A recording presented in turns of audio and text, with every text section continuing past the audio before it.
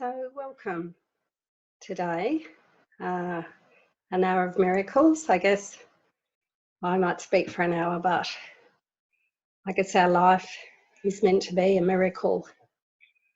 It's meant to be the miracles of love as expressed through us. So I'd like to just start with a prayer to the Holy Spirit. So the reason why I most times start my videos with a prayer is to come to be mindful to put the Holy Spirit in charge of everything we do and say. So I usually start off my morning when I awaken with a prayer. So Holy Spirit, you be in charge of my day. You be in charge of my mind. You be in charge of my life. I give it to you to use as you need. You decide where I go, what I say, who I speak to, what I do, everything. You decide my future, anything I need to do, or plans are decided by you. You use my money, you use this body, you use my words. You use everything that I have here for your holy purposes. So I just surrender to your love, surrender to your wisdom. Amen. So let's just sit for a few minutes in some quietness.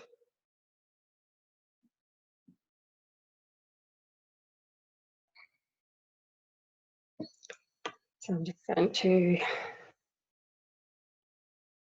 just sink. Let your mind just sink beneath the thoughts.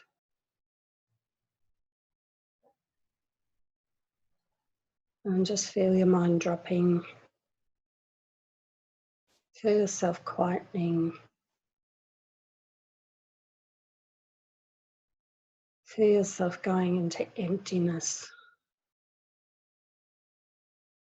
Empty of thought.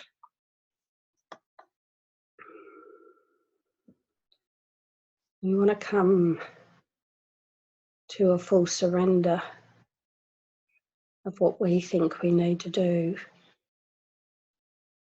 of all the things that we think we need to do to have what we think is our lives in order.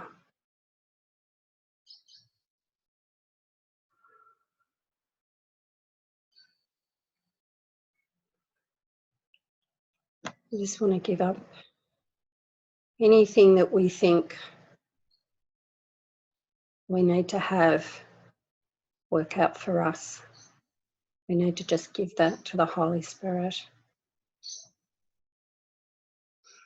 Anything that we hold in our mind, it has to be a certain way for us to be happy.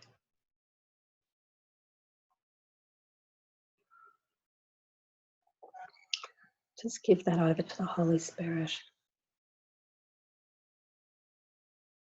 and just become free in your mind. Just have that space where right now there's just nothing to do or to have, to be free, to be just effortlessly in this moment.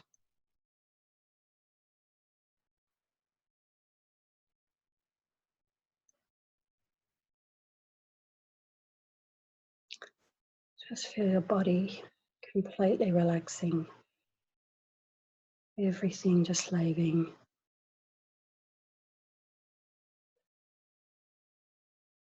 Just feel this heaviness and just completely neutral, free of any thought.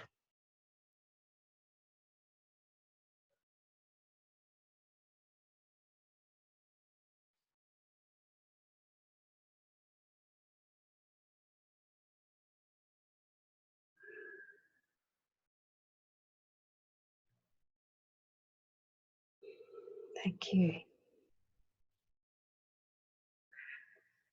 So I could stay there in that, in that deep peace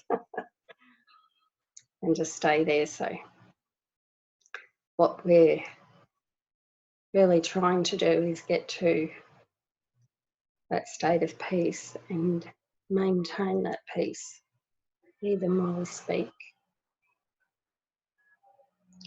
Because generally when we speak, we move slightly out of this deep peace. That's why most sages recommend silence. Ramana just said his teachings came in silence. Jesus in A Course in Miracles, our teacher,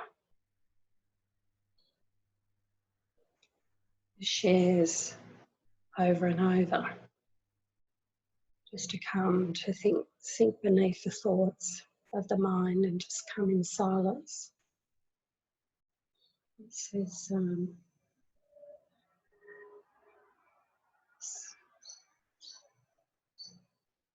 be still an instant and go home. Be still and know that I am God.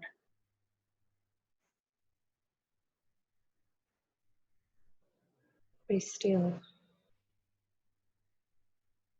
Just be.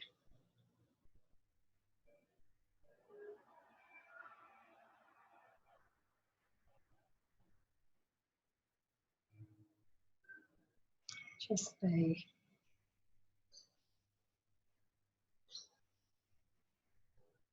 So many of the later lessons of A Course in Miracles I just pointed to wordless, just silence and going beyond words. And we're going directly to the connection to this peace of God. So we leave the Course behind. In the Course in Miracles, all the only lessons are based around looking at our thoughts, seeing that all our thoughts are false, telling us who we truly are, how beautiful we are, how lovely, how holy, how innocent, and how guiltless we are, how sinless we are, that we've never been this sinless, what we believe to be a sinful, having a sinful nature. So we come to hear over and over these beautiful, lovely words that radiate into our minds.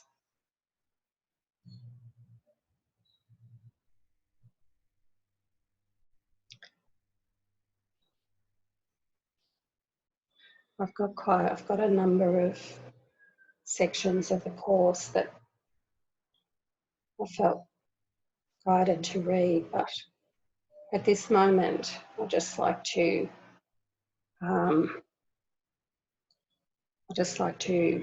ask something. If you would like me to go through any section or any lesson of A Course in Miracles in detail, you can message me on Facebook Cate Greaves. If you haven't got Facebook, you can message me at my email address, which is catherinegreaves@hotmail.com. And that's spelled CatherineGreaves@hotmail.com. If you would like me to explain or share, thanks, on any sections, because I'm getting to the stage now where I can easily see what's been pointed to throughout the course and may possibly be able to help share a little bit from just what's coming through. One of my YouTube videos, which was about sickness and illness, it seems to have the most hits on it, the most watches. And I would have thought, yeah, last week I asked Dawn to replay it because it seems to be the one that's most watched. And I was contemplating that. And I thought, why not make another one? So I wanted this week to go through lesson, let me have a look. Sickness is a defence against the truth. Lesson 136. Dawn's just saying, I loved hearing your lessons of healing. So I will put my own personal spin on this because my body was very sick. And sometimes it's helpful to hear of someone's healing and that their body hasn't been sick for maybe 4 or 5 years now, sort of lost track in the linear time, if we're talking about linear time. But there's a lot of, the thing about living in a mind that's what you would call awakened or free is that you're living in a constant paradox, because we're abiding by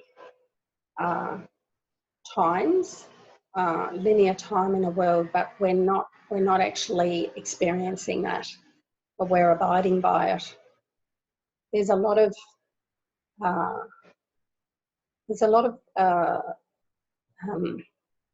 particulars about the paradoxes of living. You have to be in this state of mind. It's a constant paradox. And the ego hates paradoxes, and the awakened mind just lives with them because it uses everything, and it's easily, when I say tolerated, it's not even really tolerated because it doesn't see any issue with it. But I'll do another talk on the paradoxes, because it's living in a constant paradox of, say, having a body but not believing I'm a body, living in linear time but living in a mind outside linear time. So there's constant living in paradoxes. Where when we first shift into this awakened mind, or mind that's free of the ego, and the paradoxes seem quite amusing to start with. We become aware of the paradoxes, but after a while they just become normal. They become a normal way. So, as he says in the course, you will seem to be like everyone else. Everyone will look at you as if you're living in the same world that they're living in, but you're not. You know, be of this world, but be not of it, or in the world, but not of it. So this is this paradoxical way of experiencing what we call this world. And it's really effortless. It's very effortlessly joyful and peaceful. So we're coming to shift away from the egoic mind. And the egoic mind is just a bunch of beliefs about a self. All the thoughts that the ego has is a thought system about a self here in a world. And all that has to be seen through, and all that will be seen as false. And to see that there is no separate self, there's not even an identity, there's no personal self, because that's actually a make-believe fictional character caused to be caused. It's caused to be true, but it's not true. But the thoughts create it as if it's true. The thoughts in our mind create an idea that there's a separate identity here that has a separate life and has a true beginning and ending. And one thing about my experience of shifting from the ego mind to what I call God's mind and joining back with that is that there's a recognition that you were never that separate mind. You were never that. It was just a big bunch of beliefs being believed. And yes, it is, you feel as if it's your death, but it's no death. It's actually life, because living in a mind that is free feels very alive, much more alive. So we start to see when we're in our ego mind, we're dead. We're living in death. There's no happiness. There's no real joy. So I'm going to, first of all, read a lesson. I'm going to read lesson 294.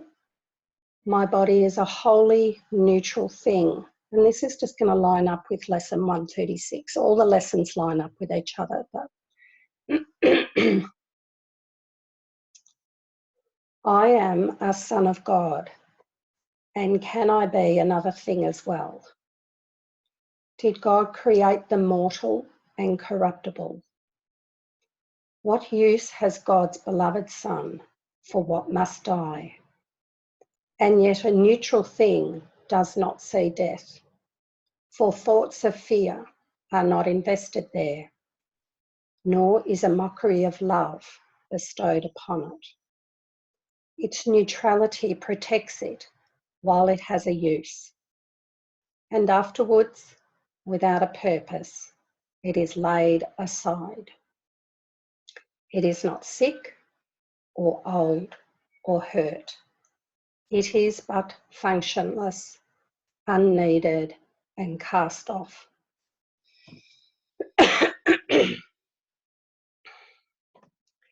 Let me not see it more than this today, of service for a while and fit to serve, to keep its usefulness while it can serve, and then to be replaced for greater good. My body, Father, cannot be your Son, and what is not created cannot be sinful or sinless, neither good nor bad. Let me then use this dream to help your plan that we awaken from all dreams we made. Now, I just want to highlight a couple of things in this lesson. what Jesus is telling us here is our body is a neutral thing. He tells us we are the Son of God, and we have to realise that's as our mind, as spirit. So it's a formless, but it's something that you can experience in your mind. So we're not the brain, and the mind is not in the brain. The brain is part of the body, and the brain and the body and the world is in our mind. And so what we're going to here is that's why the spiritual path is to go within. So we're going back within our mind, and we're coming to see that what we are is a mind without any thought. It's when it's said it's empty of thought, it's not a void or a place. It's the emptiness is talking about it's empty of thought. So if you've got a lot of anxiety, you're full of thought. So to be empty of thought means that what replaces that is just this presence of love, this beautiful love. So we're going to be full of beautiful, heart-opening love, peace and joy. There's the experience of that. That's what we're going to be full of. He says, and can I be another thing as well? Did God create the mortal and corruptible? So he's saying, did God create what seems to be, so this body seems to be mortal and corruptible. In other words, it can corrupt, and it has we believe that this body is mortal, that it can die. Yet a neutral thing does not see death. But basically, this lesson is pointing to that this body here will not die. He says here that its neutrality protects it while it has a use. So it's wholly neutral. So we're not to deny it, but we're not to put all the specialness onto it. It's neutral. It's like if you look at your car as a neutral car. So if you get your car for practical purposes and you don't have an attachment to your car as being something that represents you. So let's just say that you're put your car as a wholly neutral thing. We want to see this body as a vehicle for the Holy Spirit to speak through. And it's neutral, so it's not fantastic. It's not, doesn't have to look a certain way to get certain people to admire it. It's not about putting a meaning on the body. It's just what we're going to be doing is repurposing the body for the Holy Spirit. So its neutrality protects it while it has a use. So Jesus is telling us that it's going to be protected while it has a use. And its use is for God's purposes. And afterwards, without a purpose, it is laid aside. So all through the course, when he says the body is going to be gently laid aside, he then tells us it is not sick or old or hurt. So in other words, when the body is gently laid aside, it's not going to be sick, it's not going to have cancer, it's not going to have a heart attack. It's not going to be old, and it's not going to be hurt. It's not going to be hit by a car in a car accident. It is going to be gently laid aside. In other words, the body is going to be completely free of what we would see in this world as death. The body is not going to be sick or old or hurt. It is but functionless. So in other words, it just stops functioning. So at the moment, this body's functioning, to speak some words here. But right at this moment, this body is not sick or old or hurt. But if there's a decision made by the Holy Spirit that it has no service anymore, the body becomes functionless, unneeded, and cast off. So it's just cast aside. Gently, it's just cast off. So the mind just moves away from the body.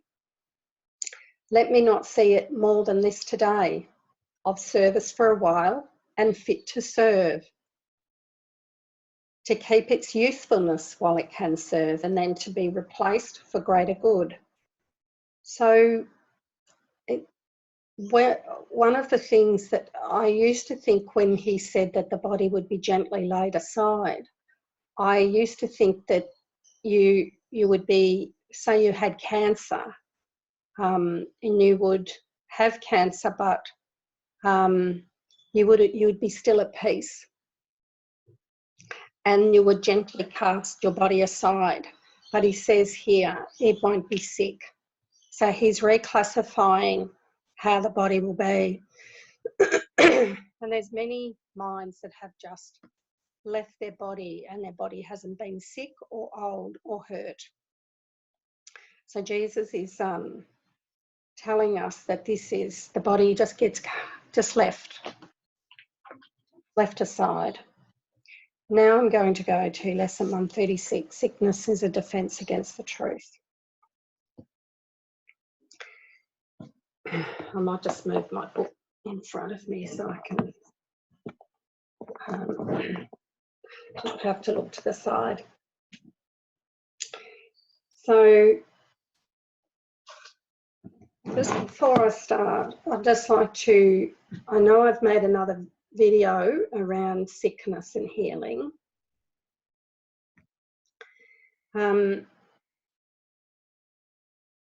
When we come to lessons of A Course in Miracles and talk about sickness, one of the things I'd like to say firstly is these lessons are all to help you transcend sickness.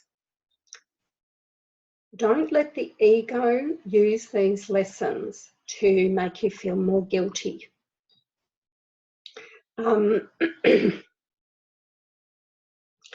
What happens is, be mindful when you listen to this or read anything in the Course that talks about sickness. The ego comes along for the ride, and you know, even just reading this, sickness is a defence against the truth. The ego mind can use that against you and say, you know, see, you're defending against truth, you're hopeless, you're bad, you caused this, you're defending against truth. So just be aware that the ego can use all the lessons of A Course in Miracles against you. You have to be mindful of that. You have to be aware of that and notice it, and then give it over to the Holy Spirit. And know that it's, and just notice it. Don't be drawn into it, because what these lessons are pointing to is a helpful way to be free of sickness. So just to be aware that that can happen. One of the things that was also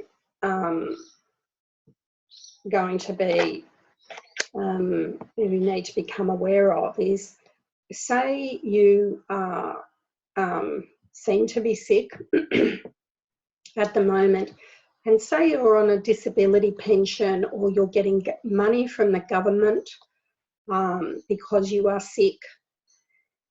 And so what can happen, there can be a fear in your mind that if I do get well through transcending my sickness through these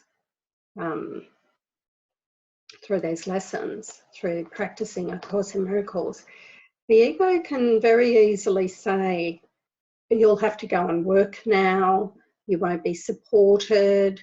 If I'm well, what will happen? Because being well is all the unknown, whereas being sick is known. You know sickness, and you know living with sickness, even though you might not like the sickness. There's a choice for it in that there is a knowing of, or there's an egoic idea around how sickness plays out. So I just want you to become aware of that as well. And just also wanted to say welcome to everyone in the group, even though I'm half an hour late in saying that. I just felt prompted by the Holy Spirit to say all the people that are joining today in the Zoom group on Awakening Together. And also, as I'm going through this, I think there's about 5 or 6 people joining in today. If you have any questions, type it into the chat bar, and I'm happy to answer the questions as we go along. Sickness is a defense against the truth. No one can heal unless he understands what purpose sickness seems to serve. So, you are unable to have the sickness healed. The sickness is healed. It's healed when you do the work in your mind. And so this is what he's asking us to do, go within. And we have to find what purpose the sickness seems to serve. We're going to be looking at that. We have to ask ourselves, first of all, we have to understand what purpose sickness seems to serve. And that's in itself, okay, that's my purpose. I need to understand. So you might like to write out for yourself what purpose sickness seems to serve. What am I getting out of being sick? And be openly honest, radically honest about what you believe sickness brings you. And you will, it's in your mind. We have to be really honest about it. For then he understands as well its purpose has no meaning. Now, say for example, when I was sick, I unconsciously wanted days off work so I could rest in bed and snuggle under the doona and get nice and warm and just be left alone and not have to do anything. So the purpose of my sickness was to not have to go to work. And so I thought, when it says here, and I'm just going to sort of give some examples as I go along so you can get the idea of what this teaching is pointing to and how you can be honest with yourself in what sickness serves for you. For then he understands as well its purpose has no meaning. So I have to look at the purpose, the purpose I've given it. So my purpose to be sick was to stay in bed and be free of this, of going to work and not wanting to go to work. Okay, so that was the purpose. And then to see the purpose has no meaning. Okay, why would that purpose have no meaning?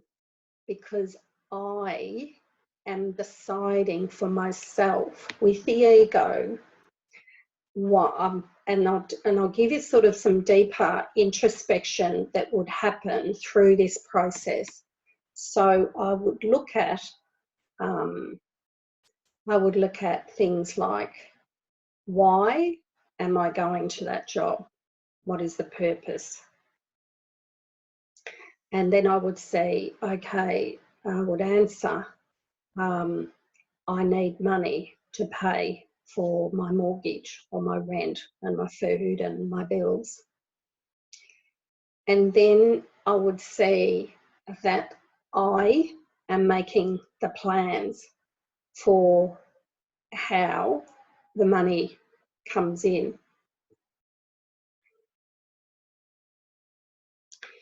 Now, when I plan, when I say the purpose of being sick is to get away from the job, but I can't get away from the job that I'm doing.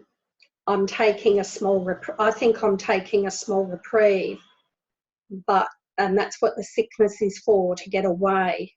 It's always defending against. I'll get into a little bit more detail of it, but if we look at the top level of our thoughts at that time, because there's a much deeper teaching underneath. But the first level is that I'm defending against a job that I think I need to go to because I have fear in my mind that I will not be looked after by the Holy Spirit. So I think I have to plan where I go and what I do and how I get my money, what money comes in.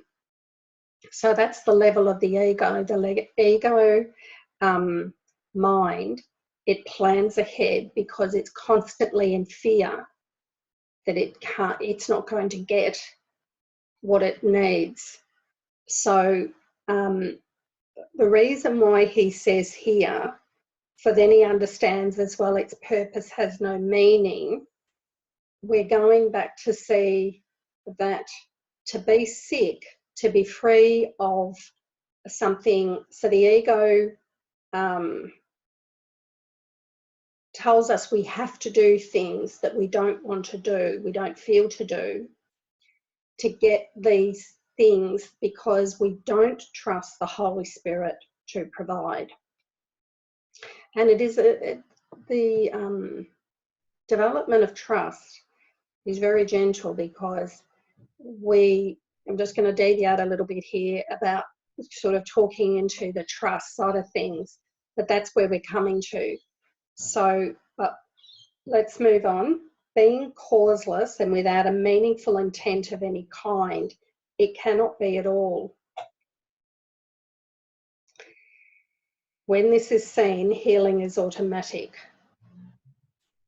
It dispels this meaningless illusion by the same approach which carries all of them to truth and merely leaves them there to disappear. So, what I'm sort of giving you, which is how when it's actually all seen in my analogy, that's when it takes you to being causeless. So what we're going to do is we're going to work back from being sick to the cause, and then to healing is automatic. And this is, he sums it up so quickly here, really, really quickly, just like, but if you can see this, you'll see it, right? You'll get it. So what we see is we have to really go in these levels of thought, going down of why I am sick. So understand the purpose of sickness holds. Now, he's going to talk about that sickness is to make the body real. And that is, but I'm going to just talk a little bit about how I identified, how I sort of got through, how I healed from this understanding. So it's like the Course in Miracles teachings are like a shining light. So the darkness in our mind, the fear, the Course in Miracles teachings come together to shine a light on it. So we have to look at the fear in our mind. So when you're sick, you're defending against the truth, and the truth is that I'm not a body and I don't need to plan, because everything that this neutral body needs is going to be given to me as I need it. It's just going to come in as you gently go along. So what happens is we see that we start to look at the things that we've set up, that we're fearful of, that we're taking a break from. So to be sick, we're trying to take a break from life, getting out there in the world, you could say. So we're fearful of it. And so we start to see that, for me, this is how I did it, was I was taking a break from something that I didn't want to do. I felt that I had to do it because fear was driving me, because I couldn't trust the Holy Spirit. So the purpose was to join with, the purpose was for me to get the things that I thought I needed. So the answer was, what do I think I need? And so I started to look at, well, what did I think I need? And so the truth, the Holy Spirit came. The truth of the Holy Spirit's thought system was, you need very little. You need very little to be completely happy in this world. So the body, it generally, I've shared before, it just needs a little bit of food, a few clothes, and somewhere to sleep. And you may find that you sleep less and you eat less, and you need less clothing. And it doesn't matter what the clothing is, because you're a neutral body, so it doesn't matter. You can put anything on. It's really dressing up a little puppet or a little doll, or it doesn't matter what you dress the doll up in, what paint you put on your car. It's a vehicle. It's a wholly neutral thing. So we start to see that the body doesn't need all the things that we think it needs. So it doesn't need a huge house with 6 bedrooms and a pool. It doesn't need a sports car, a Porsche, or a huge, big, expensive car. It doesn't need lots of holidays. So we start to see that a lot of the reasons why we go to work is to get these things that from the ego mind. So we start to come back to very simple living, and then we start, so this is what I went through in my mind to see why I was working in a job that I didn't enjoy, and how I could trust the Holy Spirit so I didn't need to be sick. And so I started to release, I started to simplify, and as you simplify, and you will find on this journey that you'll come to want to get away a lot of things that that have no purpose, and they become practical things. You'll just really want the practical things around you that'll have a purpose for the Holy Spirit. And other than that, they've got no purpose, because why else would you want them? So you'll start to see in your mind that things start to change and shift. You'll give away a lot of things, and you'll buy less. You'll need less. You won't need to go on a holiday, because you'll be peaceful wherever you are. So those ideas of having even a holiday is generally that I need to get away from here to be somewhere else to be happy or to be peaceful. So all those ideas will be transcended. And you'll see the peace of God, peace of mind, is something where you'll take with you everywhere. So being causeless and without a meaningful intent of any kind, it cannot be at all. So that's the purpose of you being sick, you start to see that there's no purpose in being sick because you're defending it. For me, I saw I'm being sick so I can stay away from my job. But if I can if I can see my job and all the teachings coming in, I am going to then be well, because I don't need to defend against a job that I don't like, because I'm going to start to trust the Holy Spirit, and I'm going to put the Holy Spirit in charge. And so the Spirit guided me to stay in those jobs for a short time because there was some undoing in my mind that needed to keep happening. But eventually I got the guidance to leave the job. And I have done what seemingly work, but it's all given. See, work is not really work in the Holy Spirit's.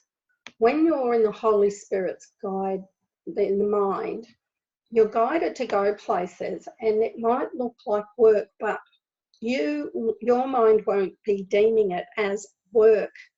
You'll be seeing it as serving. It's serving others.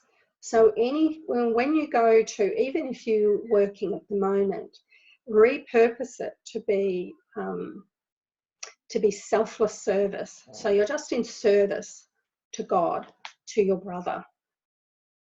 And then the love comes in through some money or something coming into you from somewhere else, which is the Holy Spirit's money. And then you let the Holy Spirit spend the money. So you give it a new purpose, and you might find that you just want to give away a lot of the money that comes in, because you find what you need is so little that you might be guided to be in a particular job for a certain time. So everything in this world gets repurposed. Sickness is not an accident. Like all defences, it is an insane device for self-deception. And like all the rest, its purpose is to hide reality, attack it, change it, render it inept, distort it, twist it, and reduce it to a little pile of disassembled parts. The aim of all defences is to keep the truth from being whole. The parts are seen as if each one were whole within itself.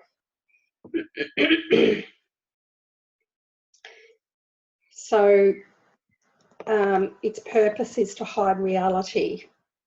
So reality is that you're not a body, that you're free, that you're mind, got a beautiful mind of God as a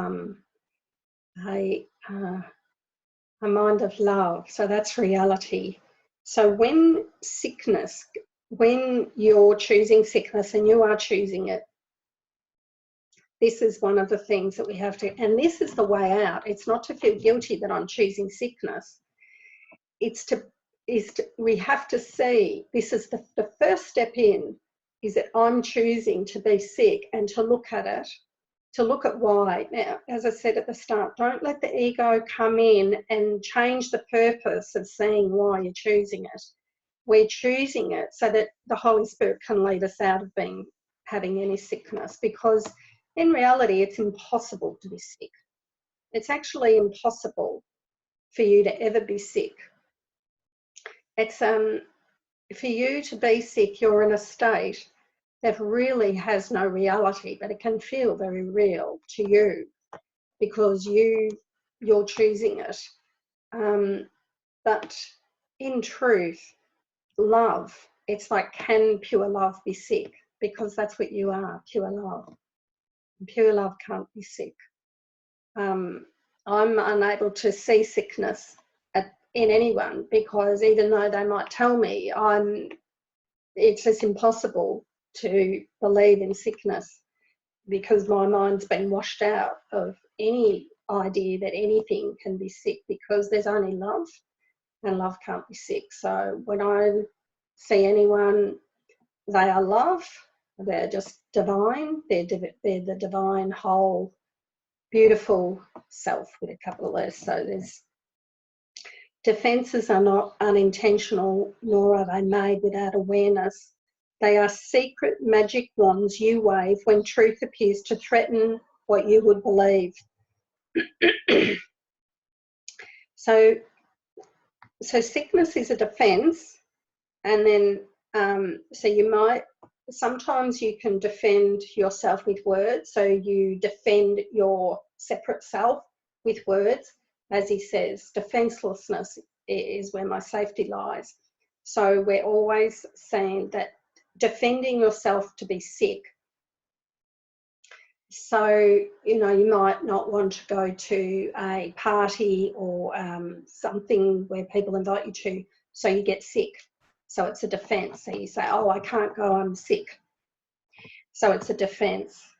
And they are secret magic wands you wave when truth appears to threaten what you would believe.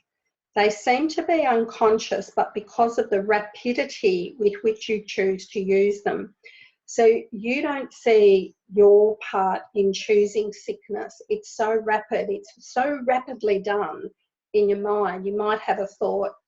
I started to become aware when I was working that I always had the thought, oh, I'm sick of this. I'm tired of this job. It'd be nice to not be here. And as soon as I had those thoughts, I'd start to get a sore throat. And then the next day I'd wake up and I'd be sick. And I started to notice that I could track it back to some thought. They seem to be unconscious, but because of the rapidity with which you choose to use them. So we have to become aware. Hello and welcome. It's so interesting. In that second, even less, in which the choice is made, you recognise exactly what you would attempt to do and then proceed to think that it is done to you. So here he says, in that second, even less. So he's telling us that even less than a second, when we choose that thought in which the choice is made, you're choosing it, you recognise exactly what you would attempt to do and then proceed to think that it is done. Who but yourself evaluates a threat, decides escape is necessary?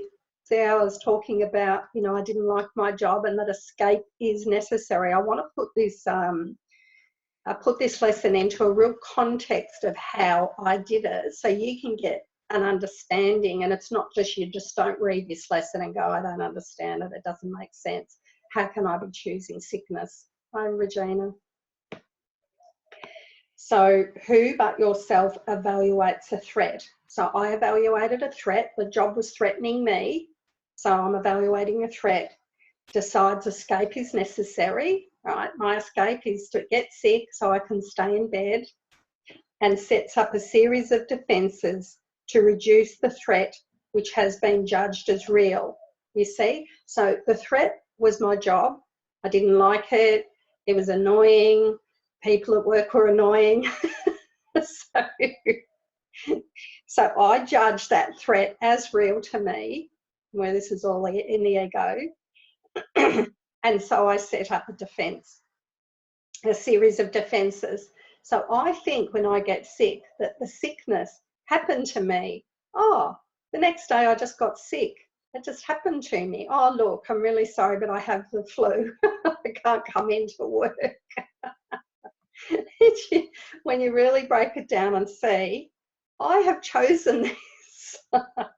All this cannot be done unconsciously, but afterwards your plan requires that you must forget you made it. So when I'm sick in bed, I forget that I chose it. I completely forget. And then I feel, oh, gosh, I'm so sick. This is terrible. I've got this flu. So it seems to be external to your own intent, a happening beyond your state of mind, an outcome with a real effect on you instead of one affected by yourself. So we forget, we cover it up. We forget that we, in that moment, had those thoughts. I'm sick of this world. I'm tired of it. I want to be, you know, I want to be free of it. It's so annoying. People are annoying. My job's annoying. My family's annoying. My neighbours are annoying. So we have set this up.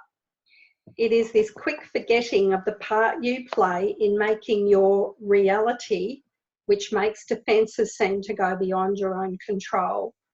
But what you have forgot can be remembered. So he's telling us, look, you've put it out of your mind. I'm just looking at the time. I didn't realise it was so close to the hour. So luckily I looked there. But what you have forgot can be remembered, given willingness to reconsider the decision, which is doubly shielded by oblivion. So we have to realise we're going to have to sit and really try to get in touch with what we chose and why we chose it, and that's the way out.